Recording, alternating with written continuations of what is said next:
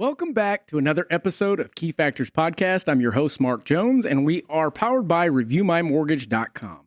And this episode was inspired by a social media post that I stumbled upon, and it intrigued the hell out of me. And thus, the video that you just saw, it has a lot to do with Zillow's partnership with Open Door and what's going on with that and what it means to you.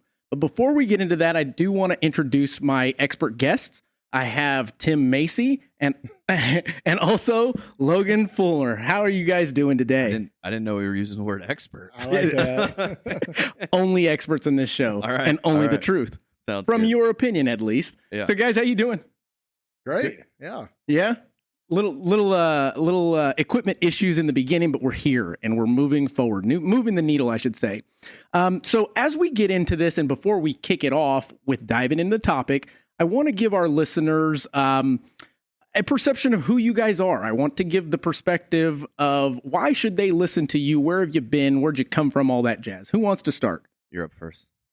All right, Logan, fair what's enough. good? So my name's Logan Fullmer. Live here in San Antonio. I've got a real estate firm that does basically a lot of commercial real estate. We do some messy real estate deals. We do some wholesaling. So that management operation's got a lot under it. We are professional investors in non-real estate businesses, some food manufacturing, some liquor stuff, some other things. So we spend, 2/3 of our time in the middle of real estate. Okay, very good. So entrepreneur. That's probably a good word for it. Right. Yeah. My Serial wife, entrepreneur is better. maybe. Yeah. I feel like I'm trying to fit 10 pounds of junk into a 5-pound bucket, but from the other outside, I guess it looks better than that. True. But my wife works with me. We've got an office of 15 folks here in San Antonio. The better part of our time is spent transacting real estate. So the last couple of years, we've been working on a commercial portfolio that includes office, warehouse, ranch land, stuff Okay, like that. That's very kind of good. been our big focus lately. And you said 15 years? No, I've been in real estate for about 10 years. I did Okay. oil field before that. Okay. Dabbled into real estate, got fired. Real estate was all I knew at that point outside of oil. Sure. And let's give it a shot. And here we are. Amen. Very cool. Yeah. And Tim is a returning guest to the show Oh, that's right. because he's so damn eloquent and good looking. That's what it is. Yeah. So, I'm here in San Antonio. Over the last year or so, we've taken on much more of a growth role with our brokerage and our company. So we're officially out of production. But what that allows me to do is really spend a lot of time working with agents in a lot of different markets and working through like a lot of the different things that are happening in the market, a lot of different things that are happening with technology. And honestly, I'm just kind of a nerd for the industry. I mean, it's so infatuating the way Rich Barton was just teeing it up with all the different pieces and how it's done and how it's been done the same way for so many years. And like, I just am very infatuated with the whole space on a big picture level. And what's fun is, Logan's a good friend of mine. And in my opinion, he's probably the best, and I won't say most intelligent, because that would almost be like an insult to you, right? Because all the stupid stuff, stuff we do, I can't say most. But he's like the smartest, probably the smartest. He said smartest, not smart ass. Well, smartest around. Smart ass. Yeah, smartest around investing at like a dirt level, at the absolute ground Sure, level. great vision. We have great conversations because I love to spend a lot of my time like up in the sky on the big picture stuff. Mhm. And Logan is just the master at being down and dirty In the field. with the numbers and like, does this thing make sense here? Right. So Yeah. Tim's in his ivory tower and I'm on Main Street. yeah, right? That's awesome. Now, Tim, let me ask you something. Yeah.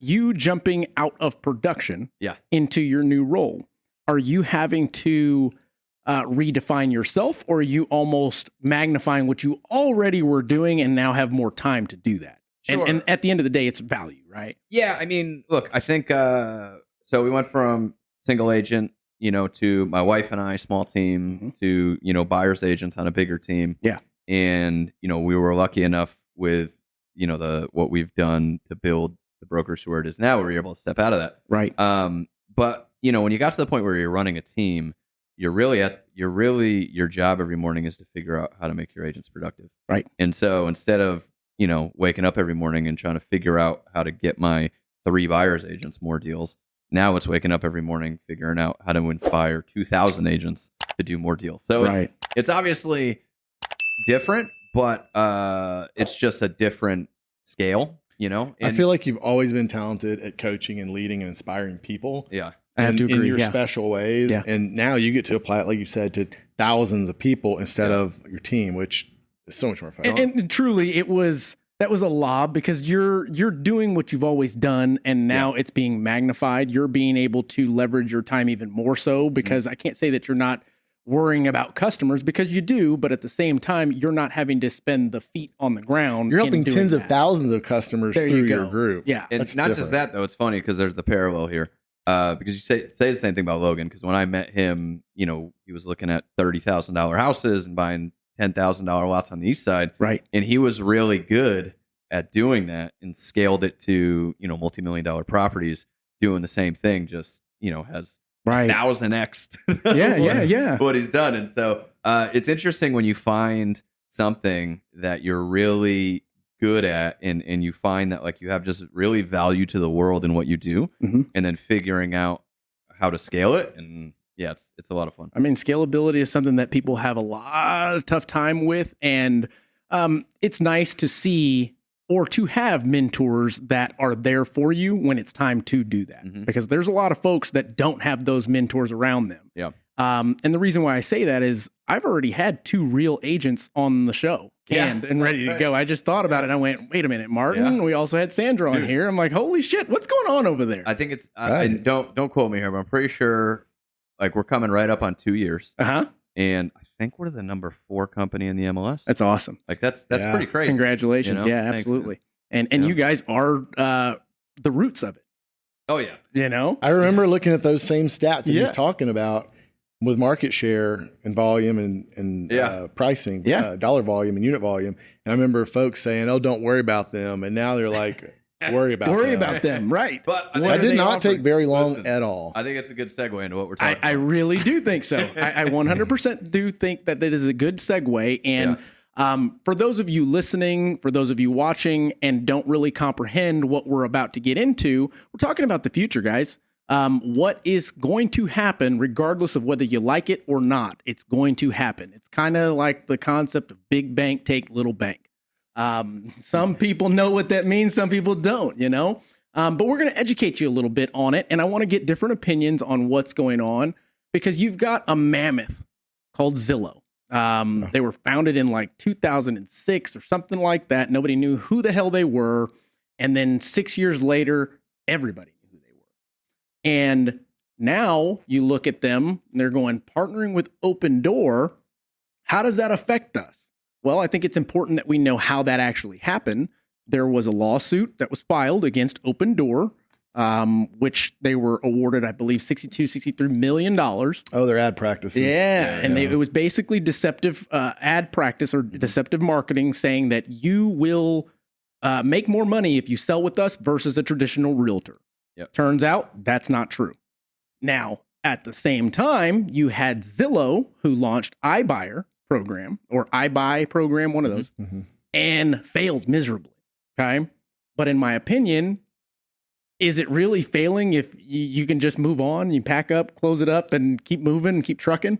Right. So there's business lines that we've done, and we say we'll take this very itsy bitsy tiny of our revenue and resources and time and allocate it to this and attempt it. And if it works, great. If it doesn't matter. No big deal. It's kind of like Amazon investing in all these tiny little businesses. A couple of them go great, a lot of them go bust. Doesn't matter. It's kind Right. of Yeah. par I for think the course. problem with Zillow though was it wasn't tiny. No, Well, but was it though? In the grand scheme it of didn't things, and I stop can't them. It pull didn't up. hurt them. It might have been like they lost a finger, but they got other limbs. They're still Yeah. clicking. Yeah. Now, mind you, let's look at value for a moment. The company itself was valued at several $billion, and then in recent time, everything kind of tanked down. Yep. But they're still worth, I think it's, and I put it up there, $9 billion or Yeah. so, So I know with a B. Yeah, and so here's the deal. I mean, we were talking about it. I remember we were in the office together, and like pandemic hits, and we're all that fun stuff. And a lot of our clients were selling their homes to Open Door and Zillow. Yeah. And I was bringing Logan the numbers, and I was like, dude, look at what they're It's buying happening. these houses for. Like, there's it makes no sense that they're buying these houses Mhm. for this much money. Right. And then come to find out, they were overpaying. It didn't for make sense. a lot of them, right? It didn't make Correct. sense. And so, they ended up losing a lot of money. But Open Door is actually figuring out a little bit because they are turning a gross profit. Right. So they're, doing something right. But overall, I mean, when we look at it, like the act of buying a home as an investment, buying a single family residential house as an investment, is pretty high risk, and they're paying over. Like they're paying more than any. Now there is one philosophy that when it was happening that I had, and a lot of folks agreed with me because it's just logic. If you have enough money, revenue, resources, things of that nature, you very well can overpay for a neighborhood, and therefore you now dictate what that neighborhood can sell for. But if there are other properties in a similar area or the next neighborhood over, you can't change it unless you do dramatic improvements at a park. Right. You have to affect it in a different way. They're not able to affect it in the way they were going to do it. Right. So it doesn't work that way. But this is where I do have the boots on the ground experience, because I did go through these transactions where we're selling properties to Open Door and Zillow. And it's not that they were buying them for more, thinking they were going to raise the value. They just misvalued properties. And so we got plenty of offers that we said no to when we went on the market. Yeah. But there were some where I was like, oh, you guys. I have friends who are investors, and they would sell houses to these iBuyers. Right. And they would laugh because these guys they overpaid. Yeah. Right. I know these iBuyers are big and smart and lots of raised money and big offices and fancy stuff. But these guys are bright, and they knew that the next greatest fool was buying it from them. And they let them have it, moved on. And those guys had problems with it. But the Zillow gravy train came to a halt when they shut down. Yeah, I think the biggest issue is these are illiquid assets. They can't turn quickly. A market can turn way faster than you can dispose of hundreds or thousands of houses. And if you're attempting to spend 90 cents on the dollar to make 10 or 5% on the dollar and maybe make a little bit on the related services, you're deploying a huge amount of capital in a very illiquid type of asset to hope to skim some stuff off the top. And I just don't see it being nimble enough to be able to react to markets. We're nimble enough, and our discounts when we purchase are so low. Right. When COVID started happening, prices were falling for a little while. And you know what I did? I just laughed. I lowered my price and sold it. Right. There's no bad product, only bad pricing. Right. So I just lowered my price and sold it. But I still made 50% markup because I paid so little. You saw what happened with them when things started to shift. Now they're in stuff. They have to sell it for less than they paid. Right. Or they sit on it and burn a bunch of investors' returns for 9 months. Now you got all kinds of problems. Yeah. The asset doesn't lend itself to the type of transactions that they want to use it for. Now I realize 10 to 15% of the sales price of a house goes to title, brokerage fees, escrow, all those things. And there's some money to be made on those. But I think it's my opinion that, Tim shared this with me, that the way you can combine all these services into a platform and streamline the user experience, much like you were telling me with the company that you're doing. Right. I think there's value there, but does it have to be tied to the house? Can you capture them in the way you want to capture them and do just as good? Oof, that's a tough. Why do you have to have the house in the transaction that burns billions of investors' dollars or keeps it at work and at risk?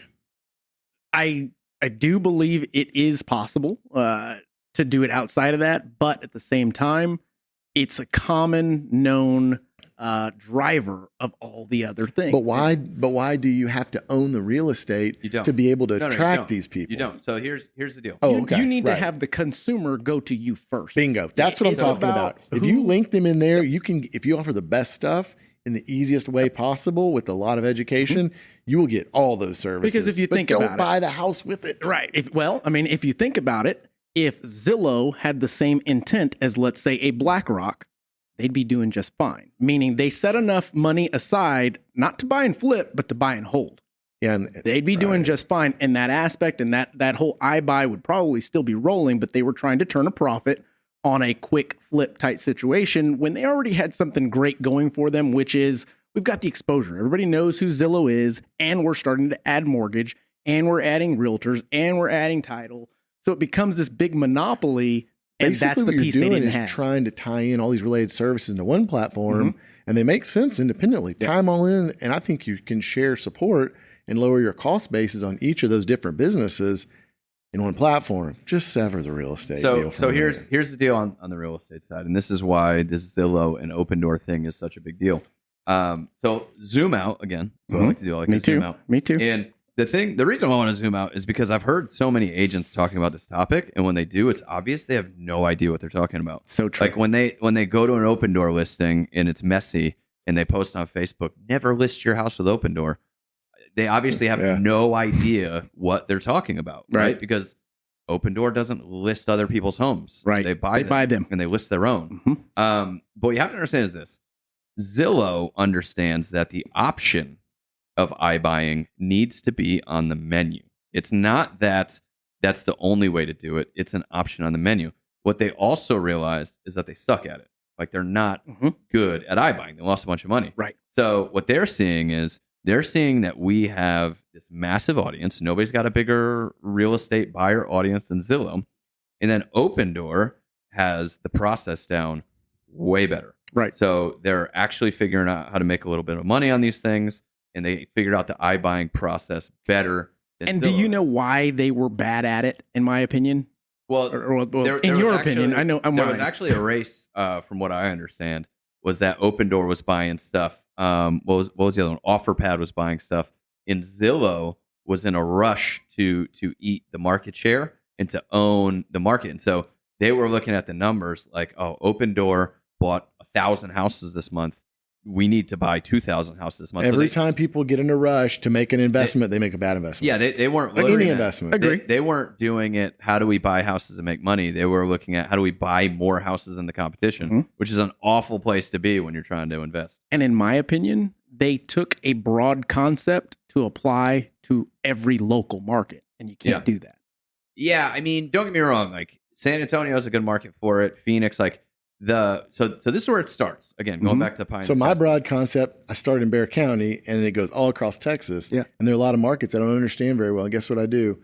Lower the price, the offer to them by 30%. And the sales guy's like, they'll never take that. And I said, okay, then we don't want it. And we'll find out. Yeah, but if you ask enough people, you're going to get it. So you lower your risk by reducing your basis. So you have bigger margin of safety. And they wouldn't do that there. Would not. They'd have a similar template with their metrics across. And that's what I mean by they took this whole concept and applied it to every single situation. And you can't do that. Real estate's always local. But here's the deal. I talked to people at Open Door. I've actually had a lot of conversations with people at Open Door. And it's very interesting to me because I love people. I love figuring out what drives them, all that fun stuff. And as real estate agents, we live in the real estate agent bubble. Sure. Right? We talk to other real estate agents. We look at what other real estate agents post on Facebook. We live in that bubble. And what we see is somebody posts that Zillow is bad. And we agree with them. We give them the thumbs up. We post that like Open Door sucks, right? And we agree with them. We give them thumbs up. Nobody actually looks at like, what are Zillow's intentions? What are Open Door's intentions? And since we live in the realtor bubble, it's like, oh, their intentions are bad. Right, right. No. What's their actual goal? Right. Let's step back and let's look at what's Zillow and Open Door's actual goal. And when you talk to people from Open Door, I was talking to one of the guy that runs some of the programs here, like especially in Austin. And we're talking about the different stuff, and I'm looking at him like, man, that was a tough buy you had over there. How's that working out for you? You guys seeing profit? Like, what are you seeing? And he talks about some different stuff, like they were losing money on some, they're making money on some, they're doing. But the main thing he comes back to is the consumer seems to really like this. We're finding that consumers really like this. The only thing Open Door is focused on is how they can make the process better for the consumer and have happier consumers. So I like that. And for do you know a while. why? Do you know why? Well, right? I'm going to bust it wide open. At the end of the day, Zillow started as what type of company?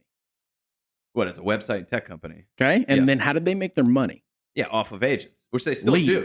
That's still their number one thing. So if you've got leads coming in from Zillow, from the buy side of things, right? And Zillow is not known historically for getting listing leads. Yeah.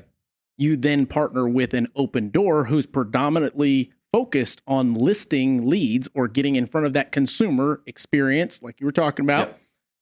Now it's the match made in heaven. But look, we own both sides of this thing, and guess, like I said in the beginning, who controls the transaction? Yeah, the person that gets to the buyer or seller first. Yeah. So, but here's the deal, big picture wise, is that as agents, look, I go to conferences all the time. Yeah. Right. I actually just listened to Rich Barton talk at a conference. He was there. Super sharp dude. Yeah, he is. But it wasn't an agent conference; it was a CEO conference. Okay. Which they talk about much different things, which is a whole other topic, but it's very interesting to go to all these agent conferences, hear about the agent problems, and then hear how disconnected real estate CEOs are from what agents actually doing. Yeah. But I go to agent conferences and it's all like, how do we generate more business? How do we generate more business? How do we generate more business? And that's it. And then you talk to Open Door and Zillow and they're saying, how do we change the consumer experience?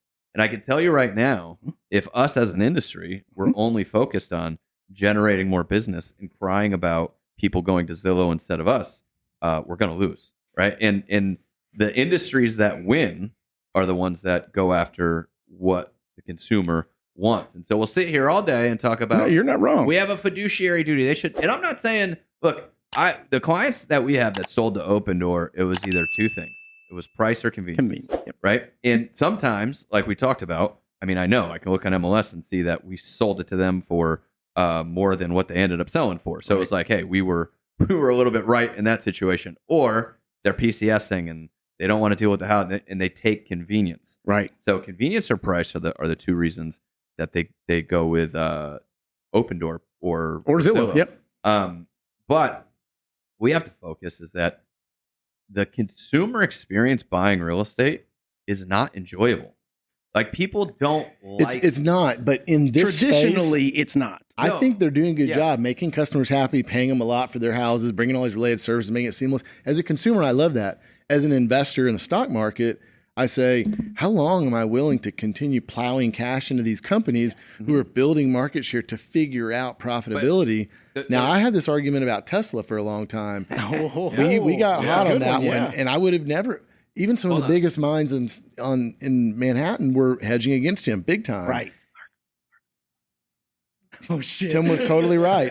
I was just like, how's this guy going to pull a rabbit out of a hat? And Right. he pulled 20,000 rabbits out of the hat It's and true. killed it. He's an outlier. Yeah.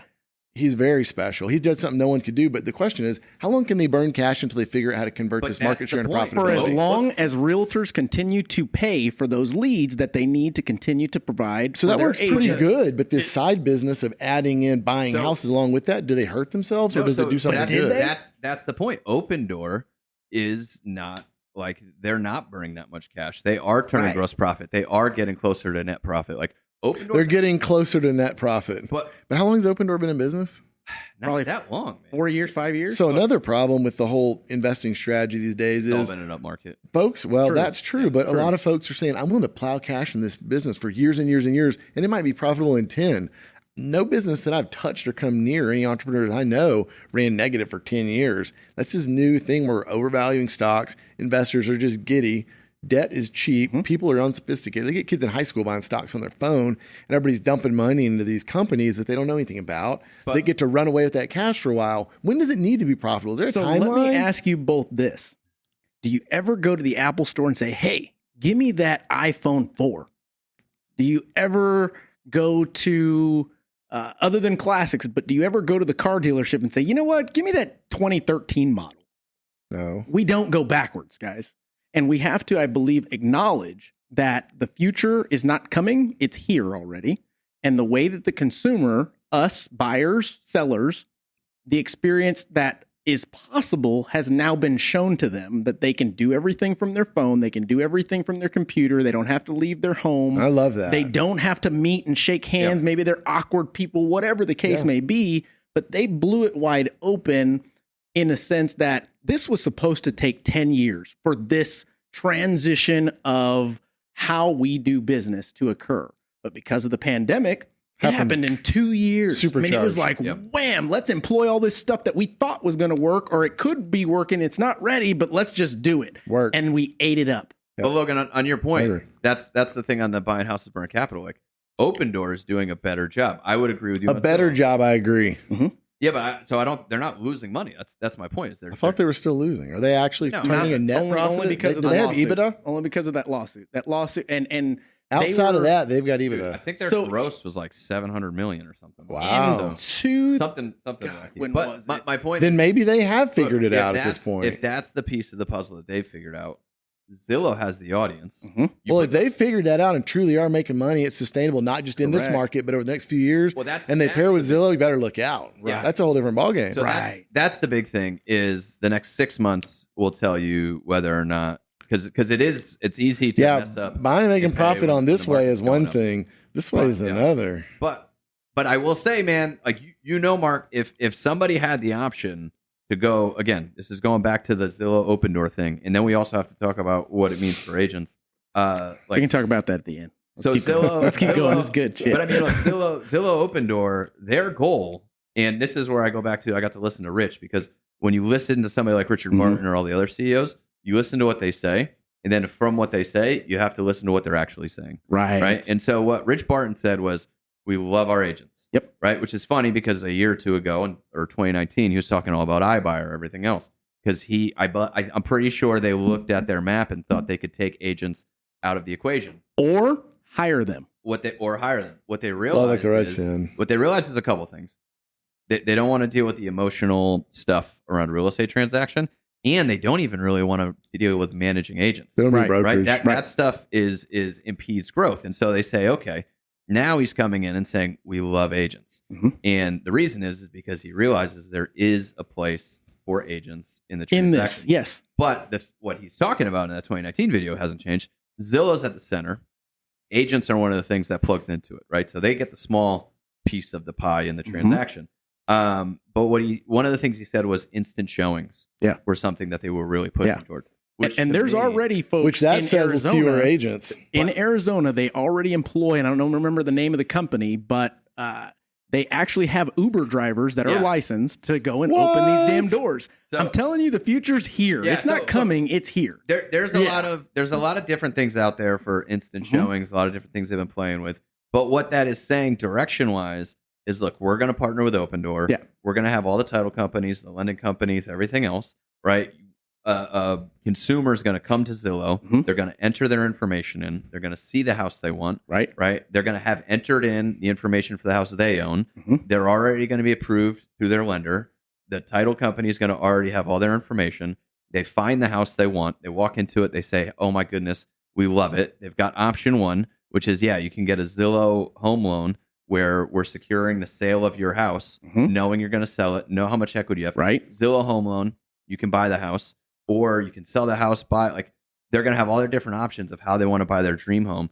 And the agent is going to be there to open the door, manage emotions, write a contract. That's it. Right. And that's it. And when Zillow owns that much more of the transaction, do we think agents' part of the commission is going to go up or down? It's going to go down. Why? Because then in those scenarios, they're going to be able to give discounts. They're going to be able to beat every mortgage company on the streets, because just like a builder, they can lose over here if they're winning over here. And then like I'm talking about here, like when you take that and they do own lending, title, insurance, everything else. Look, so we love our realtors, but we want to pay them less. But when they own all that, right? Maybe. When they own all that, then they can not make a ton of money on this buying. That's correct. House, because there's so much more money to pull from. 100%. And what he was saying, like you said, listen to what he said and what he actually said. In my opinion, he said Zillow will own all of real estate and everything that comes attached with real estate eventually. And they have the ability to do that because they've got the capital. Realtors, lenders continue to shell money to them because they're now dependent upon them for business. So realtors, if you're out there dogging on Zillow, the best thing is stop paying them, number one, but yet you can't, can you? Right? I mean, the idea is consumer direct because it's already here. The reason, and I can't say I'm a genius or anything like that, but 5 years ago, I bought a website name, reviewmymortgage.com. You know about it. We've spent hundreds of thousands of dollars building this brand new website that we're getting ready to employ or deploy. And it's the same philosophy that this guy has. And you go, why? Because evolution occurs whether we like it or not. And are you going to be a part of it, or are you going to be it? But here's why I believe they won't succeed. I believe they will if we as the real estate industry don't change.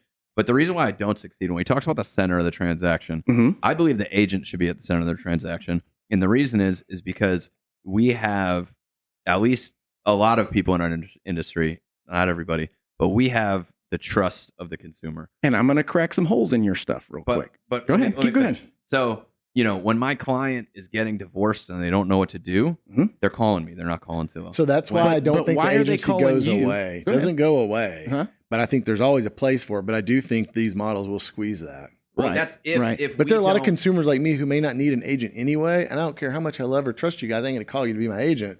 But I'm the guy that's going to go use these other services maybe. But there are a huge part of people that still need that confidence in the hand holding. That's why I think agency will never disappear. And let's use your example. Yeah. Somebody gets divorced or whatever the case may be.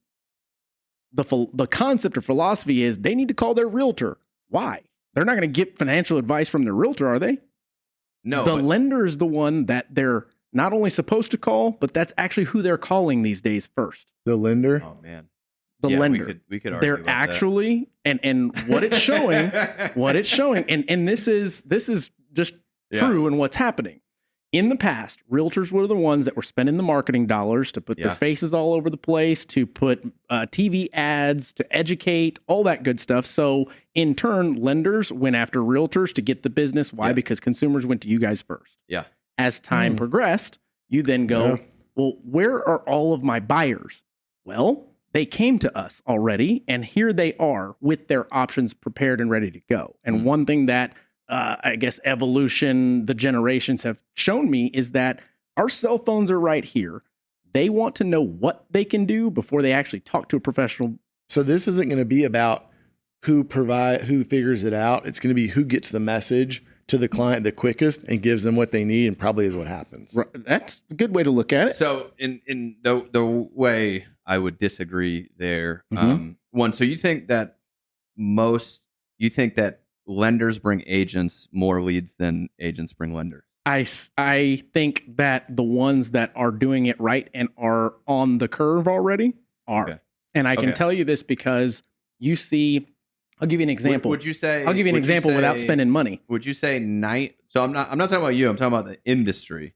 Would you say that well, the industry doesn't go backwards. No, but my I'm just asking right now, do you think that agents bring more leads to lenders, or do lenders bring more leads to agents? As of right now, I think it's always local, but at the same time, I think that realtors are finding a tough time to gain customers at the same rate that lenders are. But I am finding that consumers these days, especially Gen Z or whatever you want to call them, they're going online to actually educate themselves a little bit. Yeah. They check reviews. They do their research on what programs they can qualify for. Yeah. What is my budget? They're now thinking the right way, and they should have been the entire time, but you guys did more marketing. You guys did more educating in the open, whereas I think when people think about, I'm going to go buy a house, who do I call first? For some reason, I just think I'm going to call my realtor. And that's always been the case. At a broad stroke. Now, personally, I would say if I'm going to use a loan and I'm going to go use a realtor broker, I'm going to start those conversations in tandem because I need to know how much house, what's it going to cost me to get what I like? Can I afford that? And how do I find the equilibrium point there? So I'd probably start them together. But the only reason I'm not the typical now person. Make yourself a consumer that So doesn't know any better. I struggle there. But as far as from the perspectives of where we're sitting, that sounds insane to me because I think most people call their realtor first because that's what I know. You say that's insane, but I've built a 12-year business on that logic. I know. That's what I mean. That's where I'm sitting. And now everybody's going, man, we're slow. Meanwhile, I've got a guy on TikTok that brought in the last 25 days 45, almost 5,000 long form leads that want to work with him because that's that gangster. That mortgage dude. Yeah, that goes into a whole nother thing in the future. Getting mortgage leads on TikTok. A friend of mine's a commercial broker and said, if you brought that Instagram crap you do in the office, you'd be laughed out of the office. And I said, you forget, I'm a consumer. I have all these warehouses that you want to list for me. Correct. And he's like, Shoo. And that was a strong indicator that the market's not changing. It's already changed. And those that don't understand that are behind, truly, because if your phone's not ringing so this is more about the first mover. Who gets, just like I said earlier, who gets to that consumer first and who builds a rapport and the trust, that's where they're going to go. Time progresses, they go into Zillow, Realtor, or agency. That's where I'll disagree. Okay. That's where I'll disagree is because that's what this industry has been based on, and that what we've been teaching agents for the longest time is who gets the consumer first. Now, why would you even need to teach that if they already come to you guys first? But my point is, why that's not going to be enough. Just getting there first is not going to be enough. You've got to provide value, all that jazz but too. I mean, on the same hand, if Zillow is saying, look, like this is our easy push button process, right? And you get to them first, right? It doesn't matter. Like Walmart can get to me first. I'm still buying from Amazon. But then if that logic is correct, then why are realtors buying leads from Zillow? Well, I mean, that's my point is that that's all we think about right now. We don't think about actually providing I look at, like I said, I was listening to all the CEOs of brokerages and everything else.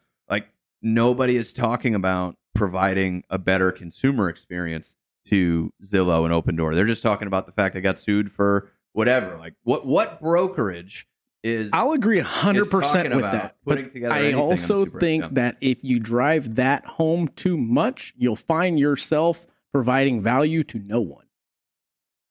And what I mean by that is you're saying, I'm going to focus on providing a better experience. And we all are. Mind you, everyone in our profession should be focusing on how to tighten up your system, how to get more referrals, how to streamline the process and make it easier for a consumer to go through this tough process. But we haven't even talked about how you get them. Yeah, my point is branding and exposure and marketing and things of that nature. But if the consumer is now a little bit more intelligent, and not even intelligent because they're book smart, this and that, it's almost inherent by nature. So much information. And so much information. Are you the provider of it? So, look, you're getting at a good point, which is what I tell our agents when we're talking about competing with Zillow, competing with all this other stuff, right? Zillow is never going to be a influencer. And nobody likes that word influencer, but it is what it is. You know what that means? Influencer, when my wife orders stuff, and we just got some stupid thing in the mail today, right? She bought on Instagram. The thing is, people want to buy from people, and people want to buy from people that they trust. And that essentially is an influencer. That's why you buy stuff from an influencer. And I say all that to say, Zillow is not going to ever make the YouTube channel that is the local real estate expert on all things San Antonio real estate. Zillow is not going to do the type of attraction marketing that we as real estate agents do, to be that advisor, to be that influencer in the space that people want. So that's the part of the market share that I think they can never touch. Like I was saying, there's a portion they're going to disintegrate. There's a part of it that they will never touch because of that, and because people need the hand-holding. That's very true. Now, keep in mind, but they might get enough market share to make realtors billions of dollars. Employed to do those things. We're acting like the realtor's completely gone at this point. That's not what's happening. They're just shrinking the amount that they make down to the person that opens the door to the emotional stuff of the contract. What I'm saying is, that's not the same as a realtor that they would be to their clients. Right. Yeah. No, and I agree 100% with that. My point is more so a point of, does Zillow need to do that if they've already got the branding, they've already got our attention? They are who doesn't know how to spell Zillow? Look, who doesn't know who Zillow is? They've done a good job over the years of branding that. You don't have to have Lifetime Gym or whatever gym give me value. Why? Because I know if I go there, I can get my own value out of their tools that they have at hand. So here's the deal. Does that make sense? Well, and that's I think we're agreeing on that, right? No, we definitely, Zillow is the mammoth. Yes. That has the brand, has the attention, the has levers the that they can pull. Yeah. And they're trying to build a super app to centralize the experience, make the home buying process easier, right? Right. Like I get that.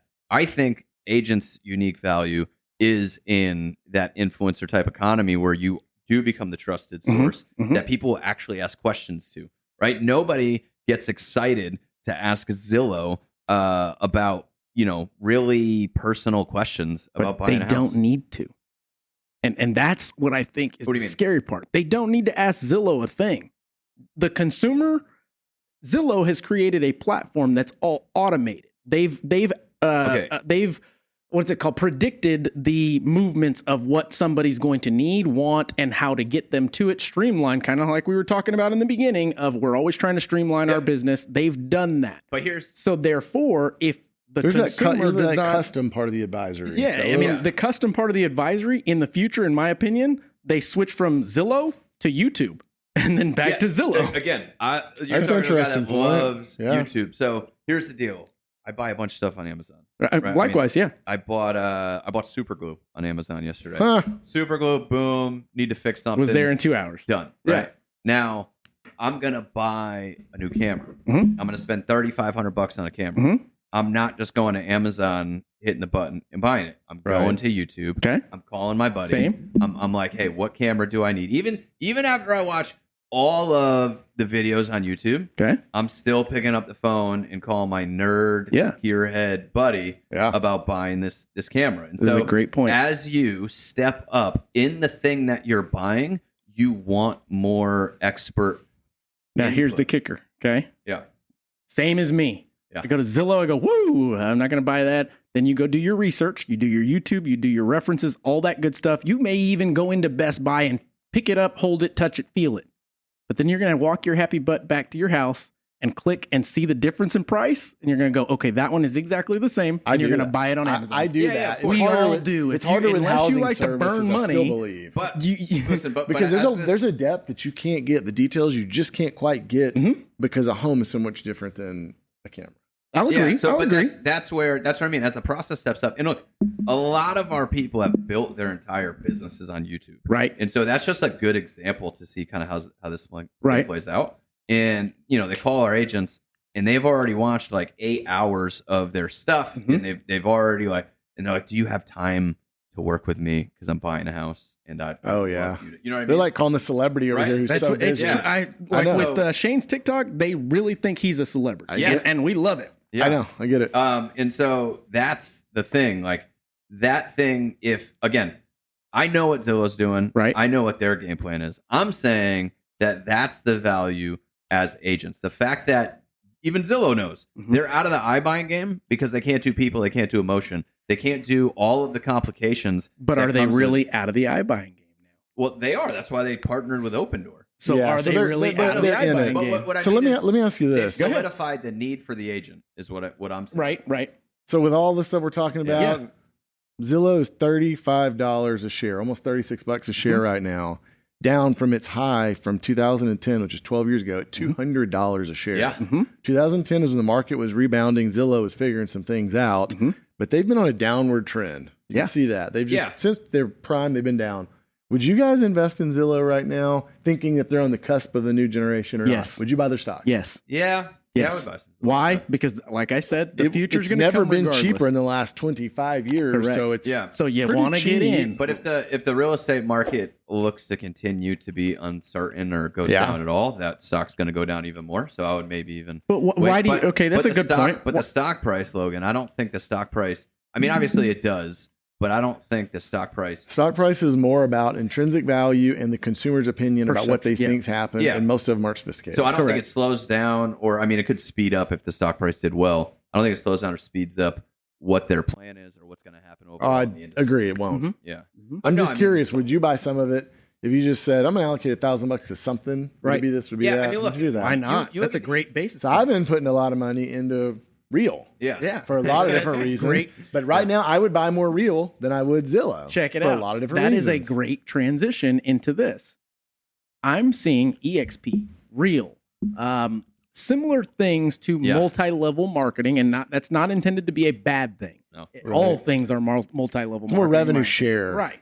It's more Management share. the ability to make a residual despite the fact that things are changing. Yeah. And what I mean by that is as we progress in time, as we progress with technology and mammoths doing what they're doing, we're seeing BlackRock and Yeah. people like that buying homes to make it permanently a renter's market or a renter's world. Right. I think. So I in think turn, lower Hold income, on. middle income. So Yeah. as we continue, we will, and this is my prediction, we will see the agents that do, I don't know, 1 or 2 every once in a while transactions completely get out of the business. Yeah. And the agents that are, let's say, steady Eddie 1 a month type situation where it's good money, but it's not enough to still accomplish your goals, join teams. Why? Because of the branding, the exposure to the market, the tools that they provide, the leads that they have Mhm. coming in, all of those type situations. I'm seeing that everywhere. And it's one of those things that, why is Real created? It was created, in my opinion, to combat what's happening already. Yeah. EXP was one of the first to do something like that. Mhm. I don't know the difference between the two, and Yeah. I'm not here to advocate for either one, but I'm just saying the concept and the philosophy of the people behind this was, how do we keep this this career path alive for many? So let me break the drone out Okay. and go fly way up in the Let's sky. go. Let's 'Cause go. I Take started me up off there. saying, right? That's where I like going. This is like the part where I do the Cheech and Chong, like. So look, we have something like, I think it's 600 MLSs across the country. Yeah. Right? 600 different IDXs, MLS boards or Mhm. whatever across the country. Mhm. You've got NAR, right? You've got Remax with all their different franchises. You got all this stuff. It's stupid. Yeah. If you wiped everything clean, right, and you went to put Elon, Jeff Bezos in a room together, Rich Barton, and you say, hey, what's the most ideal way to run the real estate industry? It would look nothing like it looks today. Wouldn't Right, it kind of look like Zillow? Well, I mean, That's what you guys are doing. it'd probably be a lot more centralized, a lot more streamlined, and it would make a lot more sense. So you than saw it does today. what Tesla did with car buying experience. Yeah, Generally, they just and you wiped bought it clean. that. I bought You- 2 of them. Okay, so then Yeah. y'all both know. He's told me his buyer experience. And when you go to buy, so maybe this ties back to when you go to buy the house, you have all these questions and interests. He didn't do that. He went into the store within 15 minutes, signed up all the stuff, and left. And he's like, I want it. He didn't know quite how much headroom there was. He didn't know if it was perfectly comfortable, his suitcase would fit, but he said it was easy. it was easy and you liked the car. And a lot. that was But- my whole point I on know, the Zillow but thing. here's where I'm going. Okay. So we live in this fragmented. We work in this fragmented, archaic industry that was built however many years ago, and instead of ever like trying to fix it and change it, we just keep stacking stuff on top of it. The reason why you've seen so much disruption in brokerage, like with EXP and what Mhm. we're doing, and some other companies, is because the franchise model, Mhm. the Century 21, like some of these older models. I mean, Realogy owns all these big companies, and these big companies sell franchises, and then the franchises have brokers and sales managers try to recruit agents. Like, it worked in the 90s. Right. It worked in the early 2000s. That was the model of then. The model of now is centralized, efficient, and smart. But really, what is it? Why did you guys do that? Let's be honest. Why is that Yeah, I mean, happening? look, so- margins are shrinking. So commissions get compressed, right? And then the other thing is, How do too- I hold on to something that's disappearing? Yeah. Well, let's give you a smaller piece of it of bigger amounts. So- Why? Because I don't produce anymore. I'm the broker, and my people aren't doing as many transactions as they But- used to. But here's the deal: when you go to, again, I want to go back to what Zillow and Open Door actually want to do. Okay. Right? They want to make the push button experience and have the agents be a little part of it. Yeah. Right. What agents should be stomping their feet and yelling at their prospective companies for doing is saying, look, what are we doing? Right. Like, what is any brokerage doing to combat what they're doing? Right. And I can tell you what they're doing to combat it. Paying. They're complaining about it. That's all they do. That all they too. do is complain about it. Yeah. Nobody says, "Hey, look, Yeah. we're going to try to build a better consumer experience than It's them." because you but can't It's going to con- be, it's but co- it's going to be your experience as the agent, not Zillow's. And You so- can't convert a jet ski into a truck. Doesn't Ooh, work. That's fire. So the Yes. problem is trying to make Yeah. that brokerage model. There's no conversion methodology for that, so you Can't have to do it. change. Can't do it. You got to give up Well, to I gain. know a And company just like that- they're doing, they're giving up quite a bit that we see. Oh my God, I knew they weren't going to make it in iBuyers, Do you have and then any- they turn around and buy Open Door. do you have any They've got outlets it around figured here? out. You Say have that any again? outlets around here? Outlets, Yeah, power I outlets. got to plug real quick. I do know one company. That was an awful joke. Hey, I do I'm know. the I do know plug. one company I'm the that's working plug. on it, but that's a different topic. Let's go. That's awesome. But yeah, I mean, I think that So look, that's what I mean, because I do think the agent, if Mhm. the agent had the same could offer clients the same thing that Zillow Open Door partnership does with one, streamlined thing that happens inside of one. so app take us and down one that thing. road. What right? does that in a perfect world on your side of the tracks? What does that look like? Sure. I mean, Logan wants to buy a house, Mhm. right? Logan gets my app instead of the Zillow app. Right? Logan enters his information into our thing, Mhm. right? And then the whole experience happens within our app in one place. I mean, he's talked about the Zillow app every time he's spoken the last however Right. long, because he knows consumers don't want to talk to you, the realtor, get emails from you, and then figure out their login on their mortgage person, and then figure out how to send their information to title, Mhm. right? I mean, they're giving everybody the same information 10 times. And let's be real, what's keeping you guys from doing that? Because you can absolutely pay enough money, and not a lot, to develop an app to make all this stuff work. So what is missing? I can tell you for everyone to compete with that. I'm going to talk about industry-wide. The biggest thing, in my opinion, is that brokerages suck at technology. Not even that. I mean, I get what you're saying there. It's important. It's important because Realogy rebranded to Anywhere, which is funny. But they said it. They're like, hey, we realize the consumer needs a more streamlined transaction, and that's what we're going to be focusing on. This is like the biggest, I think, if not the biggest, second biggest company in acquisition. Yeah. Right? I mean, they own, Century 21, Coldwell Banker, Better Homes and Gardens. I mean, they own all these brokerages. But that's the point. They are not going to get adoption of anything across however many different companies they have, across however many different franchises they have, across, it's hard. I talked to the CEO of Remax, who's an awesome dude, sharp dude, really like the guy. And honestly, as somebody who's trying to grow a brokerage that's really going to take over the industry, I think that guy's a great CEO. So I'm like, man, Remax has got a good person at the wheel. But at the end of the day, I look at his challenge, and his challenge is getting all of this bureaucracy that has been built up over the years. He's trying to convert a jet ski into a truck. Trying to convert a jet ski into a truck. That's where, when you look at the EXPs, when you look at us, when you look at the centralized cloud model, where every agent is on one platform, then it's a lot easier. You get a lot more agility, a lot more hopefully ability to get agent adoption when it's a more centralized company than the fragmented ones that are out there now. And there's one thing that's missing from what you're saying, okay? And that is exposure to the market as a whole. And what I mean by that is you've got Keller Williams that 100% is doing what you're saying. You've got Remax that is doing what you're saying, and they started doing that by Moto Mortgage and Keller Mortgage, bringing that in-house. No, I know. Title companies in-house, all of those things. But why haven't they taken over the world? Because one, they don't have the money to leverage. Two, they don't have the buy-in from all of their agents, like you said, to preach the same message. What percentage of Keller Mortgage do the agents own?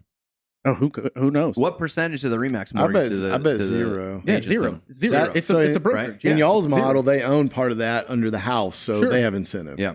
And that makes sense. But how do you get that message out as big as a Zillow when you own the media broadcast company that it goes on? For them, it's pretty easy to get that realtors. message out. So look, you don't. Like if you want to reach people through ads, Zillow wins.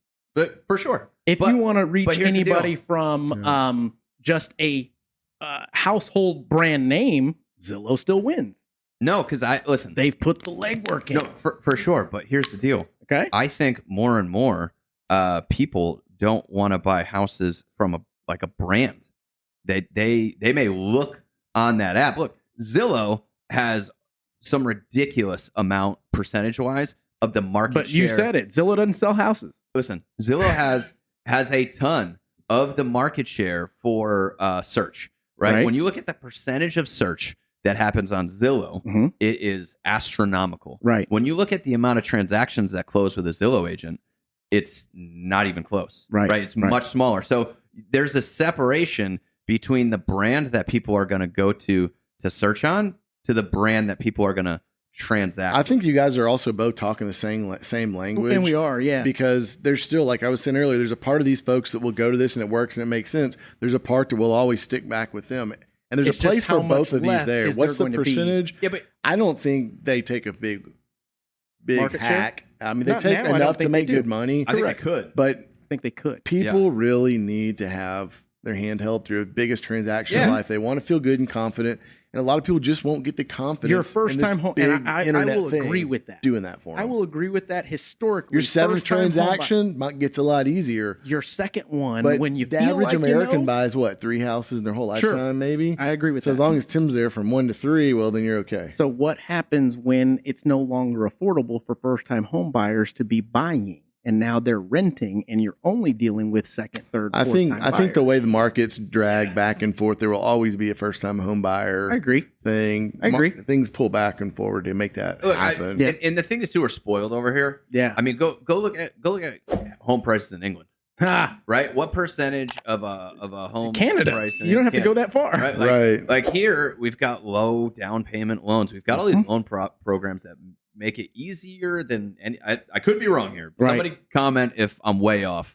But we have a country that makes it easy for home ownership compared to other countries. But what happens is we get super spoiled with it, and we're like, everybody should be a homeowner, when it's not really the case. No. So, Well, I mean, I don't know any other countries that their economy runs on mortgage-backed securities like ours does. Well, one of the other that's issues, you can't even have private land ownership outside of the government-owned land in the majority of the world. Yeah. So that's a whole different ballgame. Yeah. But my point is, you're talking about BlackRock and some of these people buying rental properties, hurting home buyers. Like, yeah, I mean, somewhat. I'm sure they do somewhat in the market. The other thing is, though, there's room for all this. There's room for all. There's always going to be room.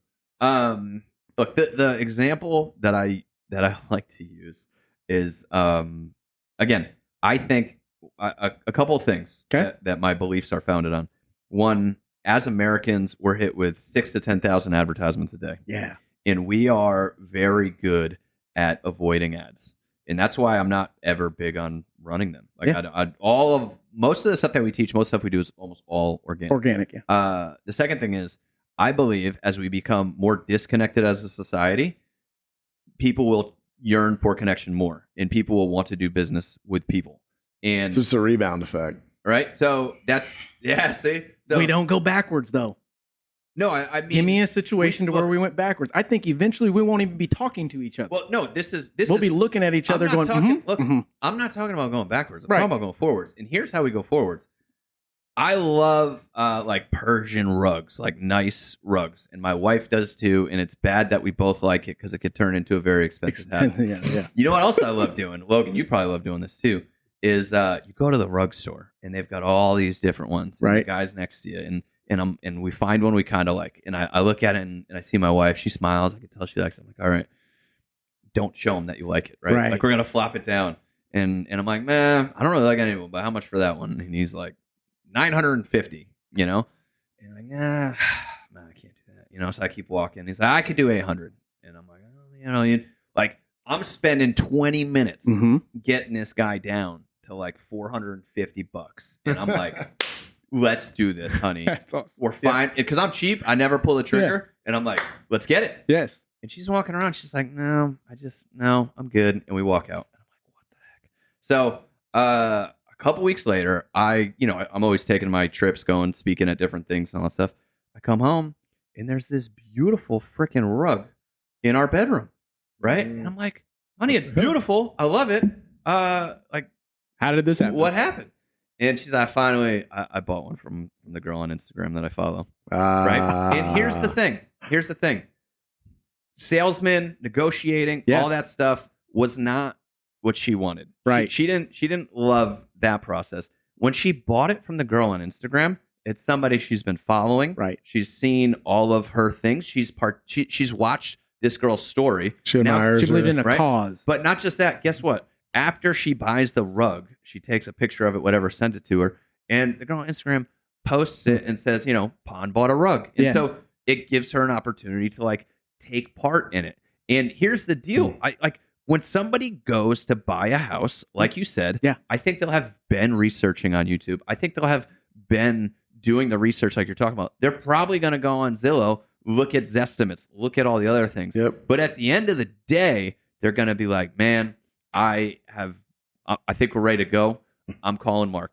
And that's truly what we as mortgage professionals, yeah, as realtor brokers, as investors, that's what we hope for. And we've got to continue to provide that value and continue to sharpen the sword and all that good stuff. But when you've got companies, and I love that the fact that you take a bird's eye view from things, because there's another acquisition that took place recently that also had me scratching my head. I'm like, how the hell is BlackRock buying Optimal Blue?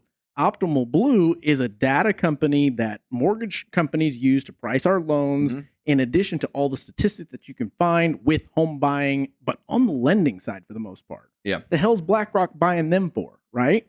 Well, you look at this acquisition, and it's like I said in the beginning, big bank take little bank. And Yep. no matter how much value you have, your soapbox is only so big. And I think at a certain point, you've got to ask yourself, is that enough for me to accomplish my goals? So here's the deal. I think that you're talking about the mammoths out there Mhm. that are getting the data, that are running the ads.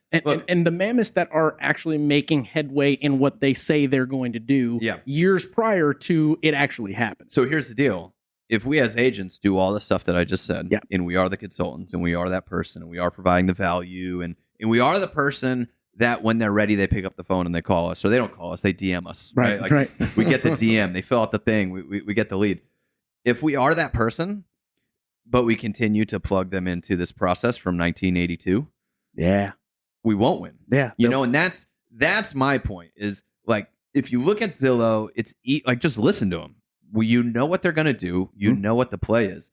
And if we as an industry continue to just keep our head in the sand and just say, oh, consumer likes us, they'll keep calling us, even though our process sucks, even though this whole buying process is broken. Or continue to bash them. We just bash them, Yeah. right? Because consumers love when you just bash the competition. Never. Every Right. time you bash the competition, the consumer's like, oh, and they start Googling them, right? Yep. You just gave them a reason. Right. And so, no, I mean, I'm saying that I think Zillow, like I said, will never make the YouTube channel. They will never be the person that people reach out to. And because we're talking about real estate, we're not talking about, even buying a new camera, right? Like we're talking about such a big purchase, right? That people are just going to want to talk to someone and have an expert opinion. And when they think about a person to talk to, they don't think about Zillow. So that's how we think right now. Maybe over time, as I would have never thought people would buy cars without getting that Put your intimate hand with it. on it. Yeah. Well, now they'll buy an iPhone without doing that. Now they'll spend $80,000, $100,000 for a car to do that.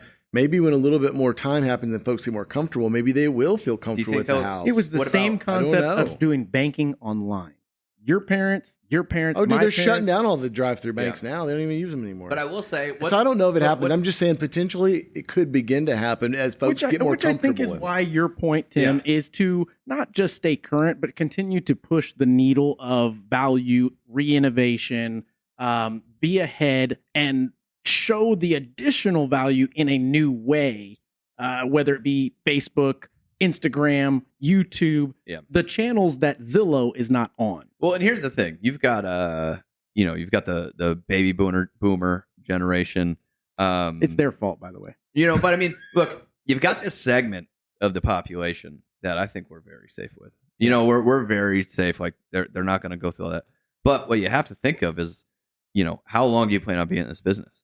If you plan on being in this business another 10 years, right? The 15-year-old kid in high school right now is going to be a home buyer. Yeah. And they, to your point, Logan, do not care. They will definitely be comfortable buying a house through a cell phone. And that's coming. So like agents that are in the business now, I think you're fine because, the generation and whatnot, but the generation that's coming is like I said, I think they're going to go on YouTube more. Like I think all that stuff more, but it's just also more going to be, if you can't provide that service and value, then, you're in trouble. I agree with that. 100%, actually. Yeah, I think about this as we talk about the conversation and say, how does this change over time? And when these young kids get to that point. That'll save me time later. Sorry. Yeah, I see as these change over time. And I remember thinking, I don't need the next 30 years. I'll be done in 10 or so. So I think, well, it won't affect me. But I realize it's a much longer trajectory. Business. Right. Yeah. Right. Yeah. And I mean, from it. So now let's get to, and we'll finish it off with a discussion about what does this mean? Because we've dissected the hell out of this. And I don't think that there's, like I said, a better group of guys or gals, whatever you guys associate with, but that has insight and true value to give to this conversation. We've put things in perspective for people. Now, what is the effect of this moving forward? What does this mean for realtors? What does it mean for buyers, sellers, and investors? Because for me, as a flipper on the side, I'm going, well, it really doesn't affect me much because they're not buying the houses that I'm buying. So I will kind of benefit from them doing what they do. They're increasing the market. So on the retail side, I think it's got a ton of effects. Tim will speak to that. On my side, I remember when the iBuyers started to come out. I remember thinking at that time I was buying houses direct from sellers in the front yards. I remember thinking this might affect me, but I realized my transactions have a little bit of hair on them. Yeah. They don't want to get their hands dirty. Yeah, this stuff will never really move the needle in my realm, I don't think. So, which is why I think their initial plan did not work, because in order to make a solid profit or margin, you've got to get your hands dirty and put the deals together that can't be put together by snapping your fingers. Right. And that's where that's there's our a business niche model. Mm-hmm. Yeah. So for us now, look, on our end, I think realtors could probably waste a lot of time going down this rabbit hole. So listen to this podcast. I hope it was entertaining. But, at the end of the day, it's like, you're not going to go take on Zillow, right? As a single agent. But I do think it's important that agents understand the landscape better. Because when I talk to agents, it seems like most do not. They do not understand what Zillow and Open Door are buying. They're still mad about Zestimates. Right. It's like, dude, move on. The consumer. It's called. You don't know how to run comps, so what's the difference? It's called. But the thing is, that's what I mean in the realtor bubble. Right. Like the thing's called a Zestimate. If I tried to explain to a normal person why realtors are so hung up on the Zestimate, the person would say, "Yeah, they put the word estimate right in it. Like everybody knows it's an estimate. It's Zillow's estimate. And if you don't have a home value estimator on your website by now, you're behind already. Exactly. So again, just one of those, like in realtor world, it makes sense. Outside of realtor world, it doesn't. So like get outside of realtor world and actually understand what the direction is, what the stuff is. Because one, I think it's good to know.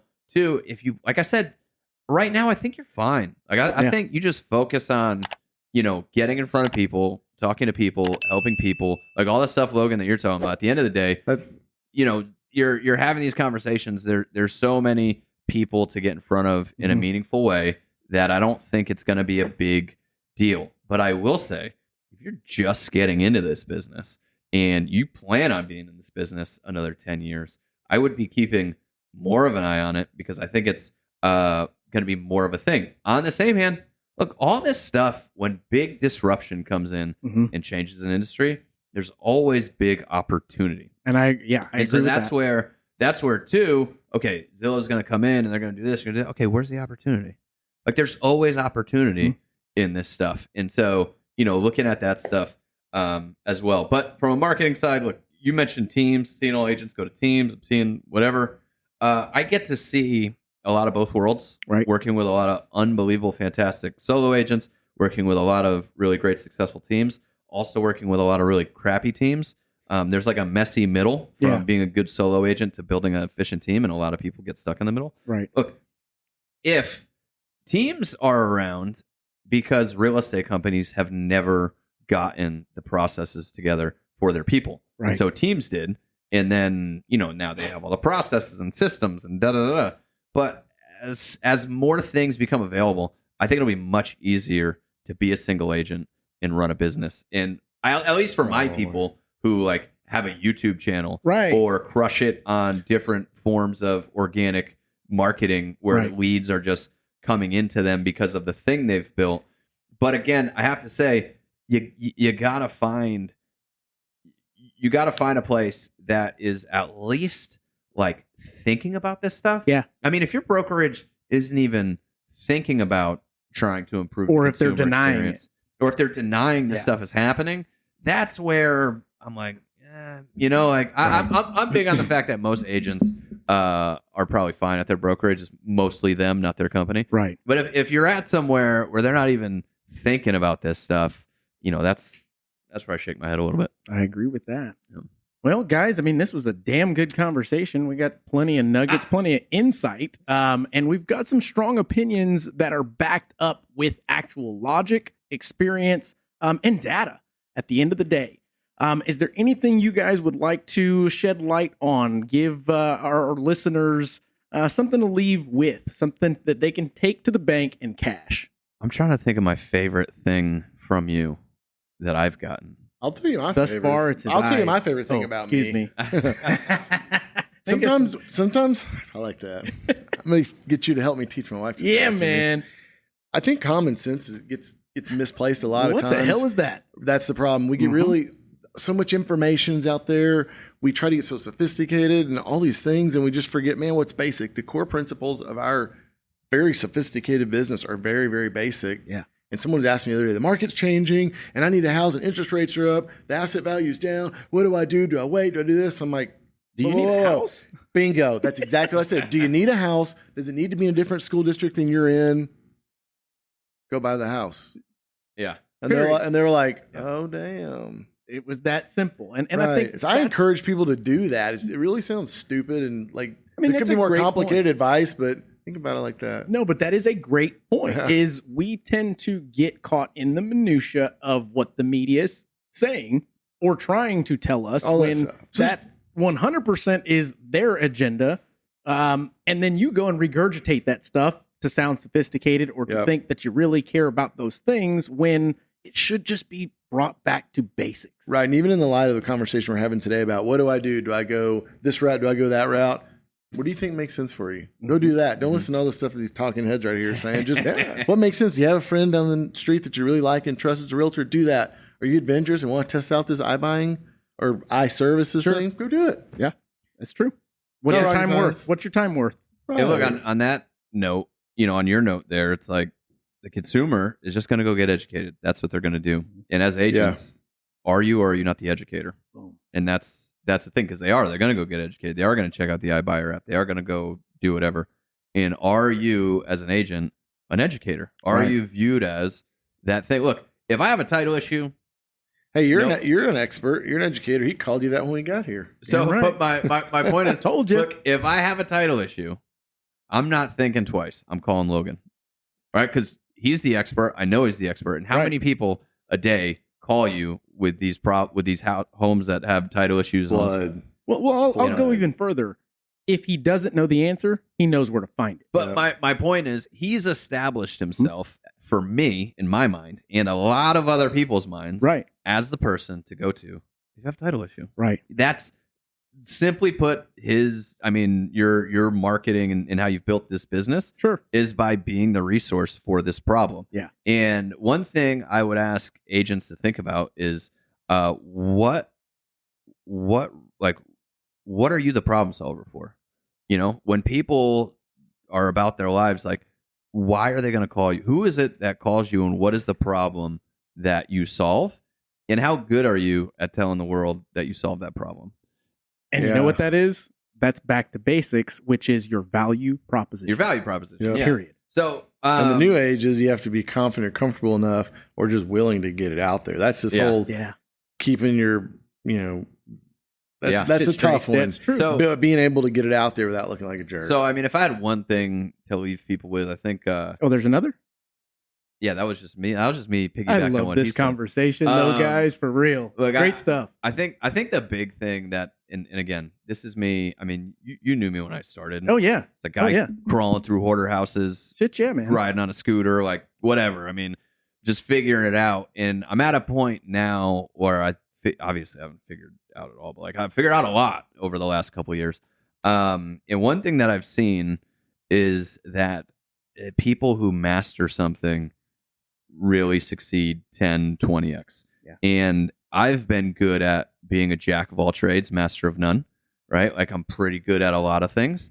And people that are pretty good at a lot of things tend not to do well. And so, again, going back, it was like put on the suit, be on the billboard, put out marketing that's for everybody. Right. Now, if your marketing's for everybody, your marketing's for nobody, like you're saying. Right. Yeah. So that's like the biggest thing is there's so many things to do in this industry, and I think going all in on specific things and becoming an expert in specific things will solidify your value to the market indefinitely. I agree 100% with that. Guys, I'm going to jump into this monologue real quick, but I want to thank you both for joining me for this conversation, because it wasn't an easy topic to go over, and obviously we went down several rabbit holes that led to some aha moments and some moments that we go, oh, well, shit, I kind of knew that, but didn't really understand it all the way. And now I didn't see it from a different perspective, etc. And I'm hoping some of the listeners are thinking the same thing after listening to this. But some of the key factors that I pulled away from this thing have a lot to do with going back to the basics and seeing opportunity. And the opportunity with big bank, take little bank is finding yourself. What in the world are you trying to convey to the world, and how are you going to get it to them? Going back to the basics of what your value proposition is. What's your why? How are you going to articulate, and where are you going to give this information to your customer or future customer? I think that is something that we all still have in our court, because when you're dealing with Zillow, you're not dealing with a person, you're dealing with a company. And people want to do business with other people that they like, know, and trust. At the end of the day, a company that builds an empire is still not someone that we can fully say is on our side, whereas the other people, when dealing real estate, you can shake hands, write with them, you can call them, you understand where they are. So I think it's important to know that you should not be bad-mouthing these people, because it's evolution occurs regardless of whether we like it or not, but see it as a way to opportunistically get and find your groove, get your content out there, and get it out there on all platforms. Because like Tim said, you're not going to see Zillow on YouTube. You're not going to see Zillow on Instagram, all of these things, because they're not connecting with a person. They're connecting with all people. They're shooting a dove shot instead of these slugs like we should be shooting. So guys, if you're getting anything out of these shows, please make sure to share, like, subscribe, all that jazz. How can they get a hold of you guys if they wanted to? Hit me on the gram. There you go. Tim Macy Realtor. Same place. Instagram, The Real Estate Junkie, and Facebook. Logan and if you're listening to this, he's scratching his neck like, I gotta get more. I gotta just get one more, baby. just one more house. That's just one more house, baby. DM it on the gram. That's it. All right, good deal. Well, guys, I hope you got something out of this, and we will catch you on the next one.